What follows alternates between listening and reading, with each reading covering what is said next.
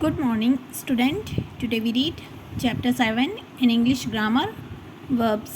तो verbs में हमने बच्चों verbs की definitions, kind of verbs ये हमने पढ़ लिया. verb कितने types की होती है?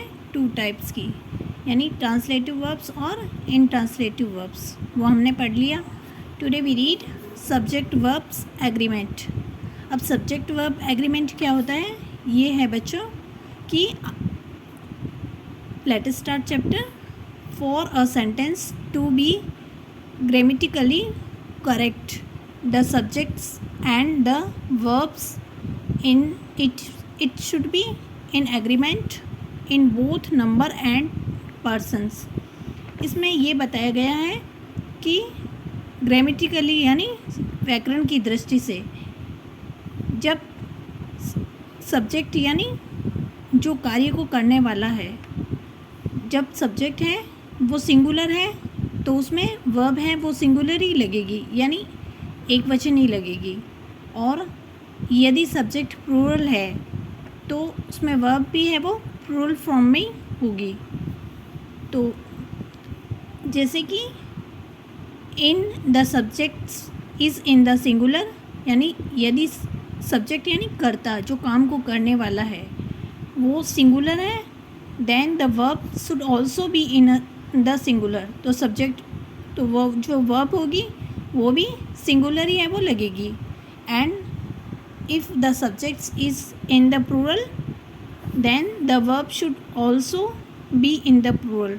और यदि जो सब्जेक्ट है उसमें प्लूरल फॉर्म लगी हुई है, यानी सब्जेक्ट के साथ प्लूरल फॉर्म है तो उसमें वर्ब भी है वो प्लूरल ही लगेगी. जैसे यहाँ पे फॉर एग्जांपल में बताया गया है द लॉइन इज़, तो ये क्या है? सिंगुलर फॉर्म है, यानी सब्जेक्ट क्या है इसमें? सिंगुलर है. तो यहाँ पे वर्ब फॉर्म यानी ये जो है इज़, ये क्या है? वर्ब फॉर्म है, तो इसमें वर्ब भी है वो सिंगुलर ही लगी. The lion is a wild animal. अब यहाँ पे देखो बच्चों, लॉइन्स यानी ये क्या है? प्लूरल में है, तो प्लूरल है तो इसलिए इसके साथ वर्ब है वो प्लूरल लगेगी, यानी आर. तो लॉइन्स आर वाइल्ड एनिमल्स. तो इसमें आपको ये ध्यान में रखना है, यदि सब्जेक्ट सिंगुलर है तो सिंगुलर वर्ब लगेगी, और यदि सब्जेक्ट प्लूरल है तो वर्ब भी प्लूरल है वो होगी. The first sentence has a singular subjects lion, यानी इसमें सिंगुलर सब्जेक्ट है इसलिए वर्ब भी सिंगुलर लगी. और यहाँ पे सेकंड वाले में जो सब्जेक्ट है वो प्लूरल है तो वर्ब भी प्लूरल लगी. Next up, the verb should be in agreement with its own subjects and not the noun that is closer to it. अब इसमें ये बताया गया है कि जब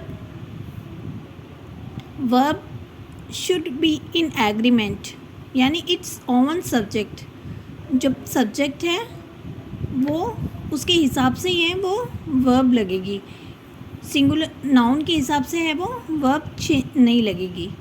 जैसे इसमें बताया गया है the knowledge of too many things is confusing. अब इसमें सब्जेक्ट कौन सा है बच्चों? सब्जेक्ट है नॉलेज. द वर्ब इज़, यानी इज़ है वो क्या है? वर्ब है. इज़ है वो वर्ब है. In this sentence is in agreement with its own subject कौन सा है? नॉलेज. तो इसमें जो वर्ब फॉर्म लगेगी वो नॉलेज के अकॉर्डिंग लगेगी, ना कि कन्फ्यूजिंग. कन्फ्यूजिंग क्या? ना कि थिंग्स के अकॉर्डिंग. थिंग्स क्या है? नाउन है, तो इसमें जो वर्ब है वो सब्जेक्ट के अनुसार लगती है, ना कि जो नाउन के अनुसार. आए समझ में? तो इसमें सब्जेक्ट है वो कौन सा है? नॉलेज. तो नॉलेज के अकॉर्डिंग ही है वो वर्ब हमने लगाई यहाँ पे इज़. इसमें नाउन के आधार पर नाउन जो है वो वर्ब नहीं लगेगी.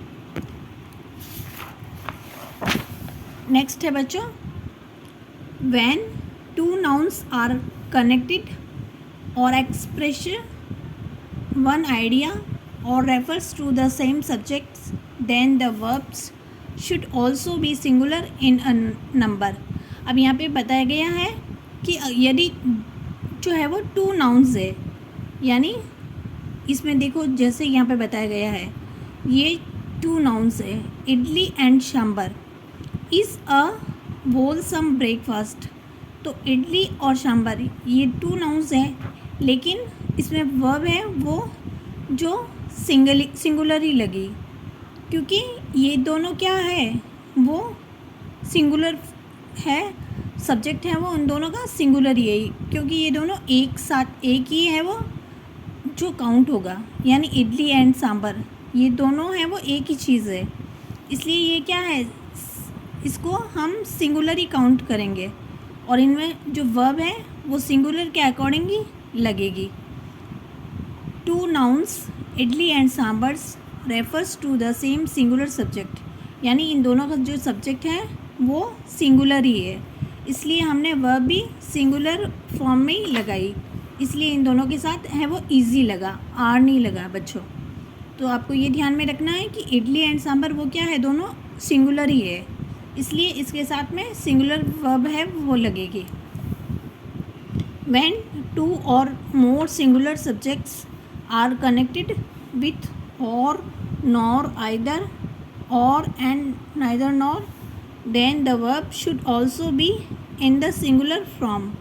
अब जैसे मान लो एक सेंटेंस में बताया गया है कि आइदर और नाइदर और नॉर, तो ये भी क्या है बच्चों सिंगुलर में ही होगा, यानी ये इन के साथ भी है वो वर्ब है वो सिंगुलर ही लगेगी। जैसे यहाँ पे बताया गया है neither Sandeep nor his friend is working on the project. अब इसमें नाइदर और नॉर के साथ हमेशा जो है वो ये संदीप क्या है सिंगुलर है, यानी जो सब्जेक्ट है उसमें इनके सब्जेक्ट के साथ में नाइदर और नॉर ये भी सिंगुलर है, तो इनके साथ वर्ब फॉर्म भी सिंगुलर है वो लगेगी। The subject Pradeep and his friend are connected with neither nor, so the verb is also in the singular form, इसलिए इनमें वर्ब भी है वो सिंगुलर फॉर्म ही लगी।